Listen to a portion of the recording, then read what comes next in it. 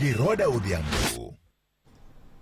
Rowere madirom 1,000 kod 800 ne otieko sombgi kokalo kuom chenro mabende piny owacho ma Nairobi ne oketo mano mong'ere kaka 2jiajiri e bwo bengi mar KCB.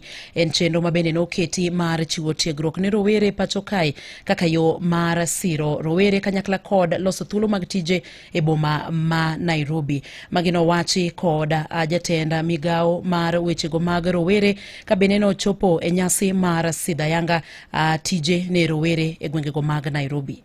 Your dedication and hard work represent the spirit of the Kenyan people, anchored on hard work, resilience, self-drive, and abundant hope.